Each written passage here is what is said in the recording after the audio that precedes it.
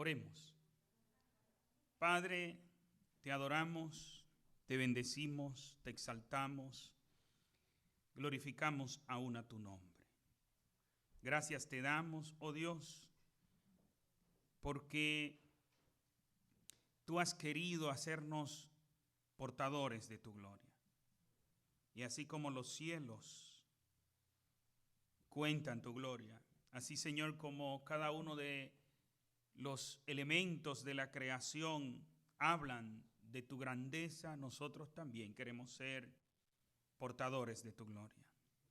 Para ser portadores de tu gloria tenemos que conocerte como tú te has revelado en tu palabra. Por eso te rogamos, Padre, que hables a nuestras vidas en esta tarde por tu palabra, por amor a Jesucristo. Amén y amén. En su libro El Gran Tejedor, el doctor Ravi Zachariah narra en una ocasión que estuvo dando una conferencia en una universidad de renombre. El doctor Zachariah era muy invitado a dar conferencias y, como él lo dice, en un ambiente hostil a la fe, lo invitaban mucho a dar conferencias de la fe. Daban conferencias en las principales universidades de esta nación, también en las principales universidades de Europa. Y en una de esas conferencias, el doctor Zachariah narra de que uno de los participantes se para y le hace una pregunta. Le dice: doctor Zachariah, si Dios existe, fíjese cómo comienza, si Dios existe, ¿por qué es tan difícil que Él se manifieste? Repito la pregunta. Si Dios existe, ¿por qué es tan difícil que Él se manifieste? Porque, sigue la persona diciendo, si en verdad Dios existe con el poder que ustedes dicen que Él existe, si yo fuera Dios, me diera a conocer a todo el mundo, porque con el poder que tengo, me pudiera manifestar a todo el mundo. Pero ¿por qué es tan difícil que Dios se manifieste? Mis hermanos, mientras analizaba y meditaba en la pregunta de este hombre hecha al doctor Ravi Zachariah, pensaba, pero ¿es que acaso Dios no se ha manifestado? ¿Es genuina la pregunta de este hombre, ¿por qué Dios no se manifiesta? ¿Es verdad que Dios no se ha manifestado? Porque debemos pensar, lo cierto es que Dios sí se ha manifestado. Lo cierto es que Dios se mantiene manifestándose. Lo cierto es que hay demasiadas evidencias de la manifestación de Dios. Dios hace un derroche de su manifestación diciendo: estoy aquí, aquí estoy, véanme aquí. Y por doquier no hay un lugar donde nosotros no podamos ver la existencia de Dios, la manifestación de Dios. Pero, ¿por qué aquel hombre de aquella pregunta hacía la pregunta? De hecho, la pregunta me parece una pregunta genuina, una pregunta real, es decir, hecha de corazón, es lo que quiero decir. Quizás este hombre le ha pedido a Dios que se le manifieste. Quizás este hombre ha buscado evidencias de Dios, pero el problema está en que él las está buscando de manera errónea. De nada sirve usted buscar y buscar si no está buscando de la manera que debería buscar.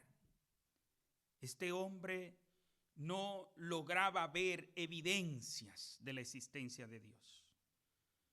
Sin embargo, nosotros aquí podemos cantar y decir: los cielos cuentan tu gloria, Señor.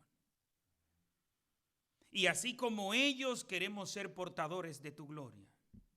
Nosotros aquí no hay un lugar que podamos mirar y que no veamos en cada uno de esos lugares una manifestación de Dios. De hecho, nosotros mismos somos una manifestación de Dios. ¿Por qué? Porque en nosotros Dios ha manifestado su misericordia cuando lo único que merecíamos era el castigo eterno. Dios se nos ha manifestado. En el pasaje que acabamos de leer, en este pasaje Jesús les predica una parábola a una multitud, pero ellos no pudieron entender. Jesús se manifiesta a una multitud, pero ellos no entendieron la parábola de Jesús. No entendieron la enseñanza de Jesús. Es probable que allí en aquel grupo habían muchos como aquel joven de la pregunta que hemos hablado.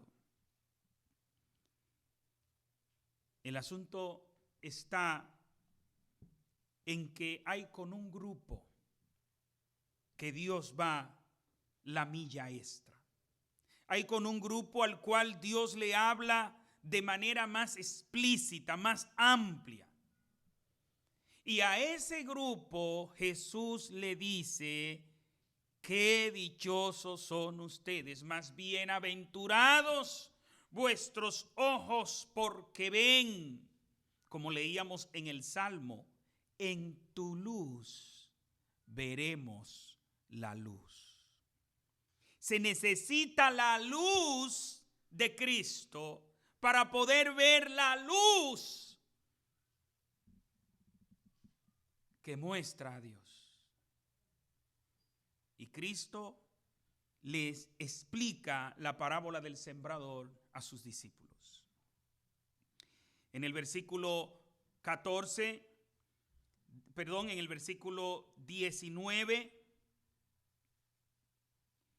del capítulo 13 del Evangelio de Mateo, Jesús dice: cuando alguno oye la palabra del reino, y aquí explica que la semilla es la palabra del reino. Por tal razón, si la palabra del reino, que es la palabra de Dios, es la semilla, no es responsabilidad de la semilla si no se da fruto, si el terreno no da fruto. Y sigue diciendo: cuando alguno oye la palabra del reino y no la entiende, viene el malo y la arrebata, y arrebata lo que fue sembrado en su corazón. Este es el que fue sembrado junto al camino. Como ustedes recordarán, el domingo pasado decíamos que el sembrador es Jesús. Sea en ese entonces cuando él está refiriendo la parábola, o sea a través de los predicadores, porque hablamos, como nos dice la Biblia en 2 Corintios capítulo 5 versículo 20, así que somos embajadores en nombre de Cristo. Como si Dios rogara por medio de nosotros, os rogamos en nombre de Cristo, reconciliaos con Dios. Predicamos el Evangelio porque Cristo nos mandó, pero también porque Cristo habla a través de nosotros. Por tal razón, si no hay fruto en esa siembra, la culpa no es del sembrador. Decíamos el domingo pasado entonces que la responsabilidad de los frutos depende entonces del terreno. Este terreno que es junto al camino. Esta tierra dura que está junto al camino representa a todos aquellos que con un corazón endurecido escuchan la palabra de Dios. No dudo que aquel joven de la pregunta, antes de hacer su pregunta, escuchara la conferencia del doctor Zacharias, y allí en aquella predicación de aquel hermano, él no pudo escuchar la voz de Dios. ¿Por qué? Porque aquel terreno estaba endurecido por las predisposiciones, estaba endurecido quizás por un falso intelectualismo, estaba endurecido porque el ser humano había endurecido, la filosofía humana había endurecido aquel terreno. Pero recuerden, mis amados, que decíamos el domingo pasado que eso se puede dar también entre creyentes. Y cuando decíamos creyente, decíamos, bueno, es importante que tomemos en cuenta que en la iglesia, no todo el que está en la iglesia es creyente, y eso lo vamos a ver más adelante con la parábola del trigo y la cizaña. No todo el que está en la iglesia es creyente, porque donde el Señor sembró trigo, el enemigo sembró cizaña. No todo el que está en la iglesia es trigo, también hay cizaña. Por eso, haciendo esa aclaración, vemos que dentro de la iglesia hay personas que son en sus actitudes como ese terreno endurecido. La palabra de Dios no les penetra. No las entienden, no por un problema intelectual que hay en ellos, sino por un problema de endurecimiento del corazón. Decíamos el domingo pasado que también a veces no se entiende porque hay distracciones. Y lamentablemente a veces dentro de la misma iglesia hay distracciones. A la hora del mensaje hay distracciones. Y la persona puede ser distraída hasta con el aparato muy necesario que es el celular. ¿Recuerdan ustedes? Pero también hay un terreno que nos dice en el versículo 20, el que fue sembrado en pedregales es el que oye la palabra y al momento la recibe con gozo, pero no tiene raíz en sí, sino que es de corta duración, pues al venir la aflicción o la persecución por causa de la palabra, luego tropieza. Este terreno pedregoso, explicábamos que no es un terreno que tiene piedras en la superficie, no, como dice en la misma narración de Mateo, ahí mismo en el capítulo 13, pero en el versículo 5, el versículo anterior, dice, parte cayó en pedregales. ¿Y cuál es la característica de ese terreno? Donde no había mucha tierra. Y brotó pronto porque no tenía profundidad de tierra.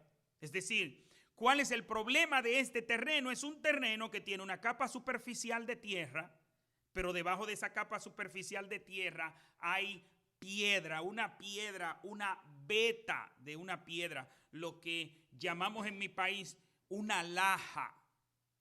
Es una piedra que se extiende y usted ve que hay una piel de tierra. Así hay creyentes. No solo el que recibe prontamente el mensaje del evangelio y que al venir las aflicciones abandona la fe. Sí, claro está. Sabemos que ese terreno existe, pero también están los que estando en la iglesia no echan raíces. ¿Por qué? Porque el terreno fértil que ellos tienen para el Señor es un terreno muy superficial. Y usted ve que hay muchos cristianos que están en la iglesia, pero están tratando de no hacerse fanáticos. Porque ellos no quieren ser fanáticos. Ahora, ¿qué significa ser fanático? Mire, lo mejor que le puede pasar a una persona es hacerse fanático de Cristo. En estos días, en la República Dominicana está el torneo de béisbol invernal. Y hay fanáticos que, miren, no se pierden un juego de su equipo. Y son muchas las cosas que hace un fanático.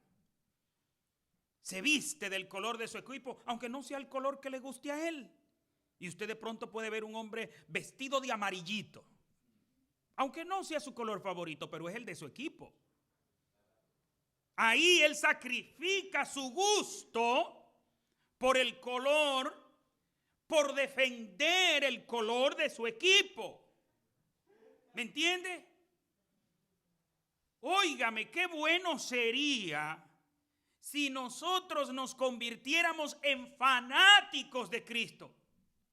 Obedecer lo que Él dice, hacer las cosas que Él dice, aunque no me guste, pero Cristo lo dice y lo voy a hacer. Mira, ¿y qué es lo que tú estás haciendo? Estoy haciendo esto porque Cristo me manda a hacerlo. Pero explícame eso. No te lo puedo explicar porque yo no entiendo. ¿Usted sabe lo que es? Yo estoy haciendo esto, pero yo no lo entiendo. ¿Y entonces por qué lo está haciendo? Porque Cristo dice que lo haga. Y usted diría, pero ¿y cómo? ¿Y eso está bien? Dios no nos manda a que lo comprendamos. Dios nos manda a que le obedezcamos. Por ejemplo, a propósito de la campaña de ayuno y oración que tenemos, una de las cosas que yo no entiendo es el ayuno. Yo no lo entiendo. ¿Qué es lo más que yo puedo decirle a usted? Que es un ejercicio espiritual a través del cual Dios nos fortalece. Pero yo no entiendo cómo es que Dios me fortalece con yo no comer. ¿Y es que comer es pecado? No, porque el que estableció que la gente coma fue el mismo Dios. Yo no entiendo cómo el ayuno nos fortalece espiritualmente. De hecho, cuando yo estoy ayunando, yo me siento miserable. Mire, cuando yo estoy ayunando no me da deseo de estudiar la Biblia porque se me mete un dolor de cabeza. Se me van las fuerzas. No siento ánimo para mucho. Se me mete un frío en las extremidades. No aquí con esta temperatura. Cuando estaba en Dominicana era lo mismo. Y podía ser el invierno más, el verano más caliente. Y yo sentí ese frío, o lo siento cuando estoy ayunando. ¿Lo entiendo? No, yo no entiendo. Pero ayuno. ¿Por qué? Porque Cristo dijo que ayune. Hay cosas en la Biblia que yo no la entiendo y la he estudiado, he tratado, he leído, he investigado, pero sigo sin entender. Y así hay muchos grandes teólogos, eminentes teólogos que dicen, hay cosas que yo no las entiendo en la Biblia, pero las obedezco. ¿Usted sabe por qué usted hace eso? Cuando usted hace algo aunque no lo entienda, cuando usted es fanático. Pero hay creyentes que no quieren hacerse fanáticos. Ellos quieren una relación superficial con Dios. ¿Y qué es una relación superficial? Esa que, bueno, yo participo de esto, pero de esto no. Yo hago estas cosas, pero estas no. Yo hago esto cuando me conviene, cuando tengo deseo, cuando me sobra tiempo, cuando tengo ánimo. Pero cuando la palabra de Dios quiere penetrar profundamente, no. ¿Por qué? Porque hay una piedra que no deja pasar. Es ese cristiano que no quiere raíces en su relación con Dios. Y no solo no es que no la quiere, no las echa. ¿Por qué? Porque lleva una relación con Dios superficial. Lleva una relación con Dios de conveniencia. Si está fresco, esa planta se va a mantener. Pero cuando viene el fuego, ¿qué pasa con esa planta? Ahí lo dice, se quema. Se quema, no soporta. Y déjeme decirle que así hay muchos en la iglesia que no echan raíces en su relación con Dios. Versículo 22. El que fue sembrado, nos quedamos hasta ahí. A partir de ahora es que vamos a avanzar. Versículo 22. El que fue sembrado entre espinos es el que oye la palabra, Pero las preocupaciones de este siglo y el engaño de las riquezas ahogan la palabra y se hace infructuosa. Las preocupaciones de este siglo. Hay personas, mis hermanos, que no perseveran en el Señor como consecuencia de sus vidas. Están enfocados en las cosas materiales. No es que están enfocados en cosas pecaminosas. Óigame bien. No son cosas malas. No son cosas pecaminosas. De hecho, pudiéramos decir que son hasta cierto punto cosas buenas y cosas muy buenas. Pudiéramos decir que son cosas que Dios manda. Por ejemplo, el trabajo. Dios manda que usted debe trabajar y que el que no trabaje que tampoco coma. Dios nos ha dado el intelecto no para que estemos solamente ensaltando agujas. Es para usted desarrollar su intelecto. Por tal razón, yo creo que Dios establece los estudios. ¿Y por qué lo creo? Bueno, porque Él se expresó en un libro escrito. Y tiene sentido de que para entender lo que Dios nos dice, tenemos que saber leer. Pues entonces hay que estudiar. Bajo ese concepto se establecieron las leyes obligatorias de estudio en esta nación. De que los padres tenían que enseñar a sus hijos a leer para que estudiaran la Biblia. Pero hace muchos años de eso y hace muchas personas de esas. Los quehaceres de la vida. ¿Son cosas malas? No, no son cosas malas. ¿Son necesarias? Claro que son necesarias. ¿Dónde está el problema? En el desbalance. Que dice que los afanes ahogaron la semilla. Esos afanes, esas preocupaciones de este siglo ahogan. No la dejan crecer porque crecen ellos más. Entonces, ¿dónde que está el problema? En el crecimiento desmedido. ¿Sabía usted? A veces pensamos que el crecimiento siempre es bueno. No, porque el crecimiento es bueno, el crecimiento es bueno. Bueno, depende. Porque hay un crecimiento que es muy dañino, pero extremadamente dañino. Se le llama cáncer. El cáncer es un crecimiento descontrolado de células que no deberían crecer más hasta un tope, pero crecen de manera descontrolada. Eso es el cáncer. ¿Por qué el sistema inmunológico no combate el cáncer? Bueno, pero que son células que estaban ahí. No son células que llegaron del exterior, llegaron e invadieron el organismo. No es un virus, no es una bacteria, no. Esas células estaban ahí. Esas células son de aquí y están creciendo de manera desmedida. Pues miren, eso mismo sucede con los quehaceres de la vida. Si usted no es vigilante, lo arropan. Y en esta ciudad se da una combinación peligrosa para el crecimiento espiritual de la gente. ¿Por qué le digo que se da una combinación peligrosa? Mire, en la República Dominicana usted se gradúa y para usted conseguir trabajo, le da trabajo. Cuando una persona tiene un empleo, lo cuida porque para conseguir otro es difícil de verdad. Y fácilmente una persona, no por vagancia, no porque es exigente, sino por escasez, puede durar hasta 5 años desempleado. Aquí a usted le ofrecen uno y el común denominador en esta ciudad es tener 2 trabajos, pero hay quienes tienen 3. Por tal razón, si usted se descuida, lo arropa el trabajo.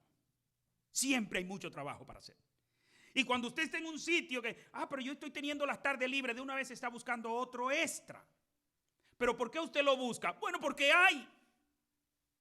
Porque si no hubiera, si fuera, por ejemplo, en Dominicana, usted lo inventa con eso. Porque, bueno, yo apenas tengo este. Pero por otro lado, hay una demanda. Esta ciudad es cara. Vivir aquí cuesta mucho, por eso hay que trabajar mucho. Pero también hay accesibilidad a muchas cosas que nosotros en nuestros países no teníamos. Y me voy a poner yo de ejemplo. Yo recuerdo cuando yo era pastor en la Iglesia Bautista Central, hay una hermana que ella y otras hermanas iban para Israel. Y ella está tan entusiasmada en ese viaje a Israel y ella me está explicando, pero ella ve que yo ni me inmuto. Dice, pastor, ¿y a usted no le gustaría ir a Israel? Le digo, no me llama la atención. Así, con mi cara de gato. ¿Sabe cuál es la cara de gato, no? Los que tienen gato en su casa saben cuál es la cara de gato. Mire, cuando una gente tiene un perro, el perro siente el olor de esa persona y puede venir lejos y ese perro comienza con un meneo, una cosa y una brincadera y una alegría y un esto y lo otro, y cuando se abre la puerta y se le lanza encima y brinca y aquello y lo otro. El gato no. El gato llegó el dueño, él estaba así, hacia así y volvía hacia así. ¿Usted quiere ver cosas malagradecidas? El gato. Entonces, yo le pongo esa cara así como de gato a ella, como que, ¿qué pasó? No, nada. Dice, óigame, pastor, usted es el primer cristiano, el primer evangélico que yo veo que no tiene deseo de ir a conocer Tierra Santa y esto y lo otro.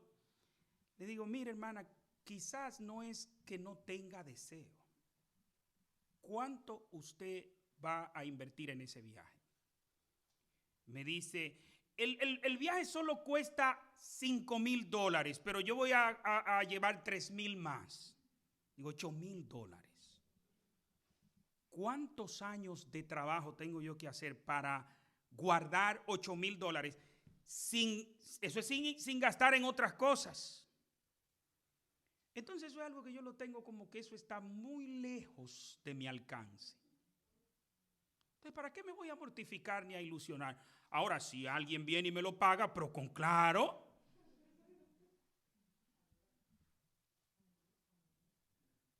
Pero, ¿y ahora aquí? Ahora aquí yo no veo la posibilidad de ir a Israel. Pero claro. Claro, lo primero es que el vuelo es más barato. ¿Y por qué es más barato? Bueno, porque se ahorra el vuelo de Dominicana hasta acá. Ahora es desde aquí a Israel. Pero también el yo conseguir esa suma de dinero es más fácil desde aquí que cuando yo estaba en Dominicana. ¿Qué quiere decir eso? Que hay cosas de las cuales nosotros ni nos preocupábamos en nuestros países, pero ahora estamos que queremos tenerla. ¿Por qué? Porque el ambiente nos permite, nos da ese poder adquisitivo, porque ganamos suficiente para usted comprar un celular nuevo en su plástico. Y no una cacarita, no. El último iPhone se lo puede comprar. Y claro, eso no quiere decir que usted dura 7 años ahorrando para verse con... No. Entonces, fíjense que hay un engaño de las riquezas. ¿Son malas? No son malas. Usted poder comprar muchas cosas que usted quiso tener cuando niño y ahora sí las puede comprar, ¿es malo? No, eso no es malo. El problema es el desbalance, cuando nos desbalanceamos. Marcos 4:19 dice, el engaño de las riquezas y las codicias de otras cosas. El engaño de las riquezas. Óigame, Y hablar de el engaño de las riquezas es un tema sumamente amplio. El engaño de las riquezas por conseguirlas. Y nos matamos trabajando 2 trabajos, 3 trabajos, horas extras. De todo hacemos por conseguir esas riquezas. El engaño de las riquezas al gastarlas. Y nos damos lujos y placeres que antes no podíamos darnos. Pero óigame, yo no he dicho en ningún momento que nada de eso es malo. Eso no es malo. Señores, no es lo mismo usted comer un buen filete que usted comer tortilla con sal. Usted me va a decir que es lo mismo. Plátano vacío. No es lo mismo. Es mejor. Eso no es malo. Pero el problema está en el desbalance. Cuando dejamos que esas cosas ahoguen el crecimiento espiritual de nuestras almas. Ahí es donde está el problema. En la porción que leímos de Lucas, capítulo 8, en el versículo 14 dice, la que cayó entre espinos son los que oyen, pero luego se van y son ahogados por las preocupaciones, las riquezas y los placeres de la vida y no llevan fruto. ¿Por qué digo que en esta ciudad se da una combinación peligrosa? Porque en esta ciudad usted tiene trabajo hasta morirse de trabajo. No es como en nuestros países que da lucha conseguir un trabajo. Pero aparte de eso, usted gana buena plata. Y no es verdad que va a ganar buena plata y no se va a dar los placeres de la vida. Entonces, combinando esas 3 cosas, usted descuida fácilmente lo espiritual. La primera vez que yo vine a esta ciudad, vine con el pastor Durán y el pastor, muy buenos días, Pedro.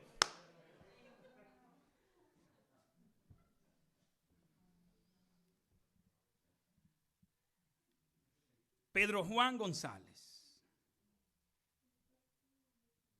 Y en una conversación que están Durán y Pedro Juan hablando, en un momento Pedro Juan dice una frase: Nueva York, la tumba de los pastores.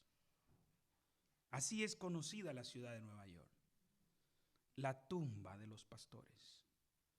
¿Por qué? Porque son muchos los ministerios pastorales que sucumben en esta ciudad, que naufragan en esta ciudad. ¿Por qué? Porque muchos pastores dicen, oye, pero es que la iglesia solo me puede pagar tanto. Pero en aquel trabajo yo voy a hacer menos y me voy a ganar 3 veces lo que la iglesia me va a pagar. Y usted diría, pero como carnales se van y esto. No, que tiene una familia que mantener, que tiene necesidades. Pero también tiene las oportunidades. Hay en lugares en donde, por ejemplo, ustedes saben que nosotros sostenemos algunos misioneros en Venezuela. ¿Cuál es el sueldo de un venezolano promedio? $3. No la hora, no la semana ni el día, al mes, $3. Los profesionales ganan alrededor de 10 a 15 dólares. Y hay algunos de posiciones privilegiadas que ganan $20. Cuando nosotros aportamos $50 para sostener un misionero, él está teniendo la tentación de mejor irse a trabajar en otro lado por $20 y no por los 50 que le estamos dando en la iglesia. No, al contrario, él está ganando mucho más. Yo tuve esa experiencia en Cuba. En Cuba, un arquitecto que trabajaba, todo le pertenece al gobierno en Cuba. En los países comunistas todo le pertenece al gobierno. Un muchacho eminente como arquitecto. creo que eran como $7 que ganaba. Ah, bueno, dejó el trabajo y mejor estaba comenzando una nueva iglesia en un lugarcito bastante precario. Pero ¿cuánto le pagaban a él? $15. ¿Dónde ganaba más? Como misionero comenzando esa iglesia.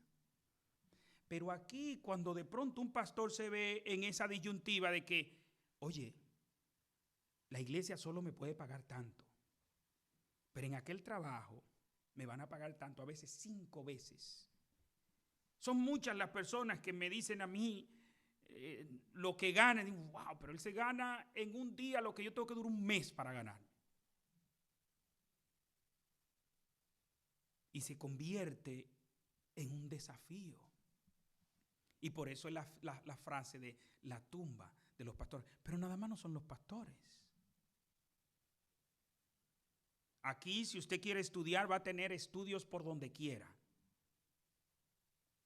Y le van a ofrecer todos los cursos que usted quiera hacer.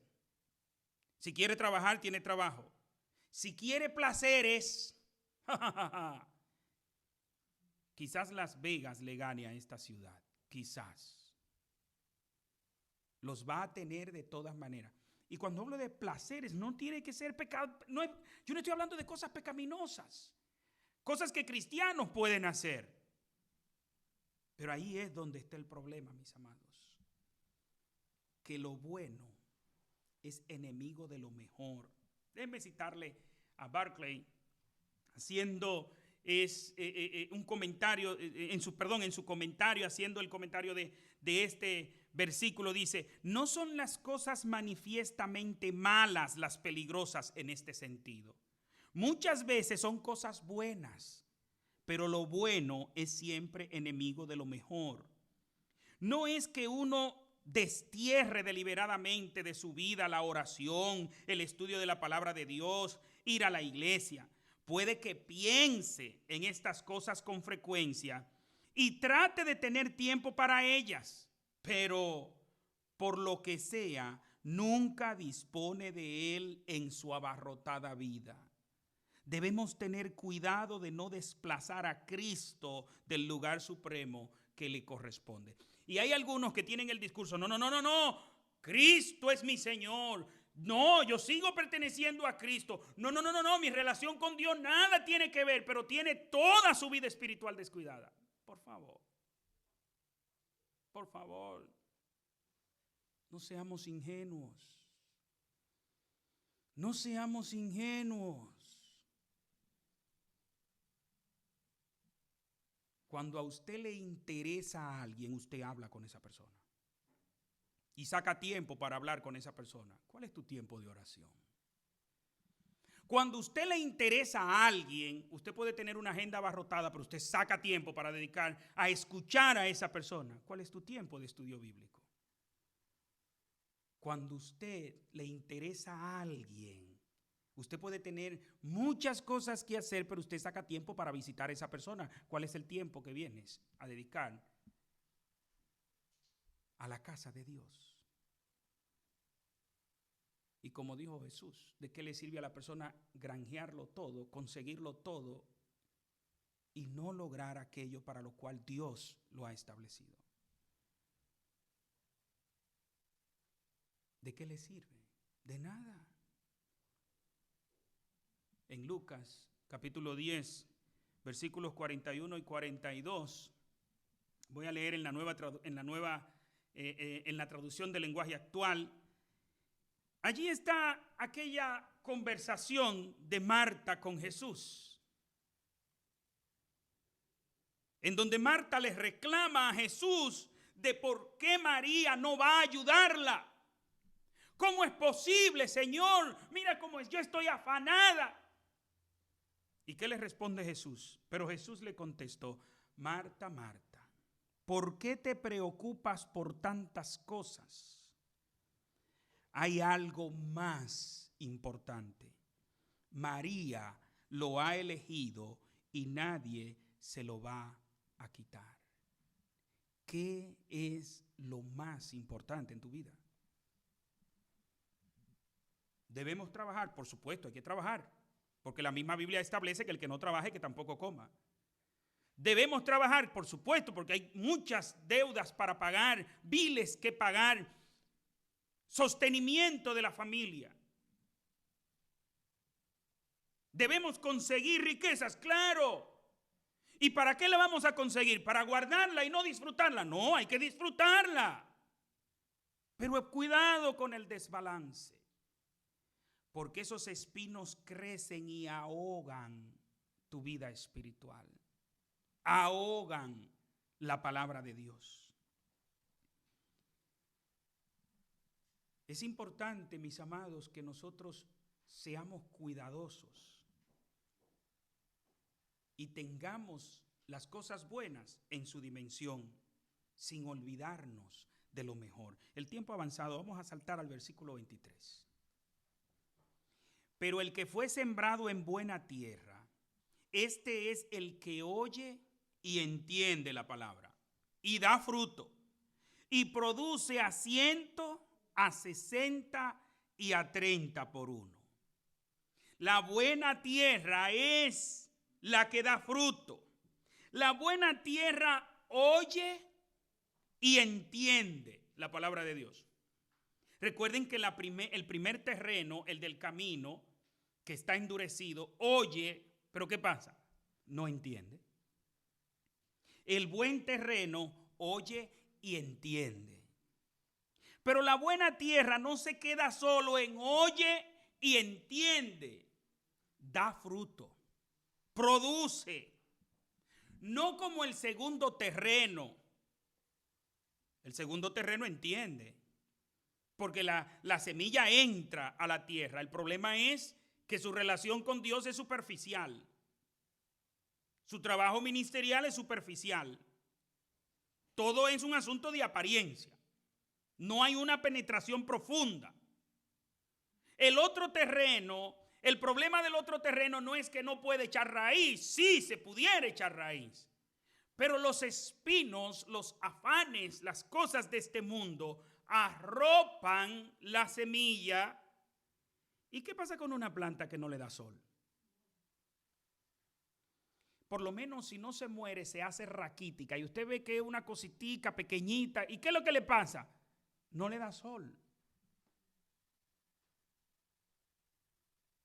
Pero y por tal razón, como no le da sol, no produce. Pero este terreno produce. Porque en aquel terreno no hay piedras. Y por tal razón, la palabra de Dios echa raíces en ese terreno. En ese terreno no hay espinos que ahoguen. No hay mala hierba que ahogue el fruto. Y por tal razón produce. ¿Cómo produce este terreno? Dice que produce al 100 por 1, al 60 por 1 y al 30 por 1. Es interesante, un paréntesis, de que muchas veces estamos comparando a otros o comparándonos con otros. Imagínese usted un terreno que produce a 100, que usted lo compare con el que produce a 30. ¿Qué usted percibe? Oye, pero este como que no produce. Pero es porque usted lo está comparando con el que produce a 100. Pero ¿cómo llama el Señor a aquellos que producen al 30? Buen terreno. No debemos estar comparando uno con el otro. No, lo importante es que produce. No es estéril, produce. A veces vemos personas en la iglesia y decimos, ay, yo como que a este no le veo avance. Y usted ve que hay otros que usted lo ve que avanzan rápido. Dice, oh, este sí. Pero al poco tiempo usted se da cuenta que este de avance rápido es un terreno pedregoso. Y hay otro que usted lo ve que no avanza rápido, pero está echando raíces hacia abajo. Y cuando entonces dice a crecer, produce. En conclusión, mis amados, ¿cuál tipo de terreno eres? No el que te gustaría ser. No. Esa no es la pregunta. La pregunta es, ¿cuál tipo de terreno eres tú? Analizando tus hechos, analizando tu vida. Si tú analizas tu vida, ¿qué tipo de terreno es tu corazón para la palabra de Dios? ¿Es el terreno endurecido del camino, en donde la palabra de Dios no entra, en donde el enemigo te distrae y se lleva lo que se siembra ahí? Se escucha un mensaje, se compunge la persona, a veces hay hasta señales de arrepentimiento en el rostro, pero luego salimos por esa puerta y ya se nos olvidó lo que pasó. Luego vienen otras cosas y el enemigo nos distrae. Somos del terreno pedregoso. ¿Y cómo yo sé si soy del terreno pedregoso? Analiza cuáles son tus compromisos con Dios y con lo de Dios. Porque hay gente que quiere un compromiso con Dios, pero no con lo de Dios. Y es una manera del enemigo engañar a la gente. Hay cristianos que creen que ellos pueden tener una buena relación con Dios, pero no con el pueblo de Dios. Mentira del diablo. Hay quienes creen que ellos pueden tener una muy buena relación con Dios, pero no importarle el reino de Dios. Mire, el que tiene una buena relación con Dios, le importa el reino de Dios. Le importa la gloria de Dios. Nada más no le importa librarse del infierno, porque el que está en la iglesia solo por librarse del infierno me da pena. Porque no se está aprovechando de lo mejor. Lo más grande que tú puedes conseguir en la iglesia no es librarte del infierno. No. Son las herencias celestiales que Dios tiene para ti y que estás perdiendo conseguirlas. Porque la salvación es la misma para todos, pero la herencia no es la misma para todos. La Biblia lo dice en muchos pasajes bíblicos de que cada quien será juzgado conforme a sus obras. Y cada quien recibirá conforme a lo que haya hecho.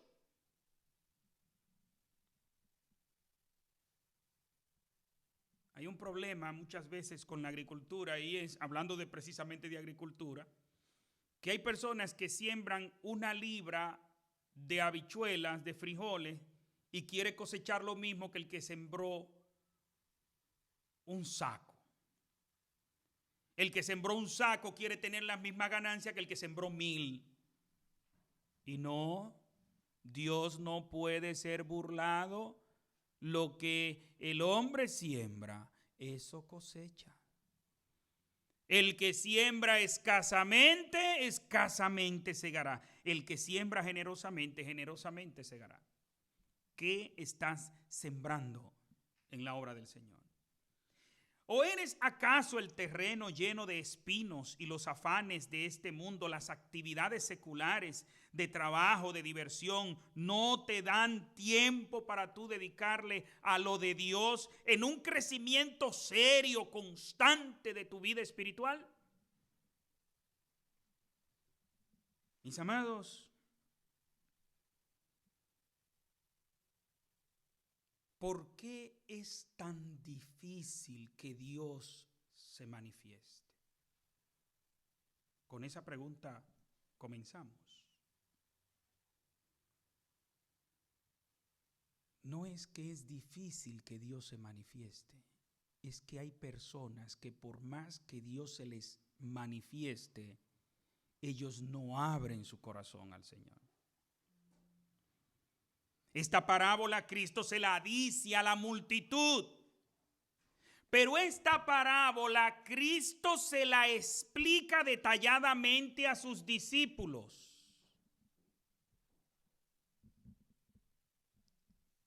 Y yo me pongo a pensar y me estremece de que Judas estaba allí. Judas escuchó la parábola cuando el Señor se la dijo a la multitud y al igual que los apóstoles no entendió, pero Judas también estuvo en ese círculo íntimo del Señor cuando el Señor le explicó detalladamente. Pero él no cambió. Seguía siendo el mismo ladrón de siempre. Judas estuvo ahí. ¿Escuchó la explicación? Sí. Pero Judas diría, igual que aquel hombre, ¿por qué Dios no se me manifiesta? ¿Cuántos son los que están esperando que Dios se le manifieste? Oh, es que yo quisiera que Dios trate conmigo, que Dios me diga. Judas estaba allí. La segunda pregunta es la más importante, recuerde. ¿Cuál tipo de terreno serás? Recuérdate que Judas estuvo allí. No seas un terreno como el de Judas, que escuchó la explicación de la parábola, pero eso no hizo cambio en su vida. Sé un terreno fértil y proponte ser un terreno que produce al 100%. Jesús no nos dice allí cuál es el que produce al 100%, pero yo me pongo a pensar, y vuelvo a repetir, es mi pensamiento, que para mí el terreno del 100% es el que escucha, aprende, aplica y explica. Porque él se multiplica cuando enseña a otros. No solo lo aprende. Fíjense que el terreno, el buen terreno es el que produce fruto. ¿Y esos frutos cuáles son? Oye, entiende, pero no solo es oír y entender, hay que aplicar. Lo que usted escucha de la palabra del Señor, lo que usted estudia de la palabra del Señor, usted lo debe aplicar a su vida. Porque si usted no lo aplica, usted hace peor entonces. Porque al que sabe hacer lo bueno y no lo hace, le es pecado. Pero no solo lo aplica a su vida, se lo explica a otros. ¿Qué quiere decir? Predica el evangelio. ¿Qué quiere decir? Se involucra en el discipulado de una persona. Usted sabe que sí, con usted estoy hablando. ¿Usted puede discipular a otro? ¿O acaso Jesús no mandó al endemoniado gadareno a discipular a otros? ¿No mandó al endemoniado gadareno a ser discípulo? ¿Y cuál fue el tiempo que duró el endemoniado gadareno estudiando para luego ir a enseñar a otro? ¿Fue al instante? Llegan la gente de la ciudad y le dicen a Jesús que quieren que él se vaya de esos contornos. Y cuando el gadareno se quiere ir también, se está montando en la barca, le dice a Jesús, no. Ve y preséntate a los tuyos y dile cuántas cosas ha hecho Dios contigo. Eso que tú sabes. Ay, es que es muy poco, pastor. Y si me hacen una pregunta y yo no me la sé, pues no le hable de lo que tú no sabes. Habla de lo que tú sabes. Porque por el miedo a que me pregunten lo que yo no sé, no hablo lo que sé. Y si usted quiere ser imitador de Cristo, déjeme decirle que Cristo no respondió todas las preguntas. ¿Se las sabía? Sí, se las sabía, pero no quiso responder. ¿Cuántas personas no le preguntaron a Cristo y él no le respondió? Por tal razón, no solo escuchemos, aprendamos, apliquemos y expliquemos la palabra de Dios. Oremos. Padre, gracias Señor por darnos a Cristo. Porque en Cristo, oh Dios, tú te nos has revelado a nosotros. Padre, gracias por tu palabra. Te suplicamos, Señor, que nos ayude a hacer en nuestros corazones un terreno fértil para tu palabra. Si estaba duro, ablándalo, Señor. Si hay piedras, Padre, quítalas tú, oh Dios. Y no deje que los afanes de este mundo ahoguen esa planta que ha germinado Padre, y que podamos llevar frutos, no solo al 30, no solo al 60, que podamos dar fruto al 100 por uno, porque siempre queramos hacer lo mejor para ti. Por Cristo Jesús te lo imploramos. Amén y amén. Dios les bendiga, mis amados.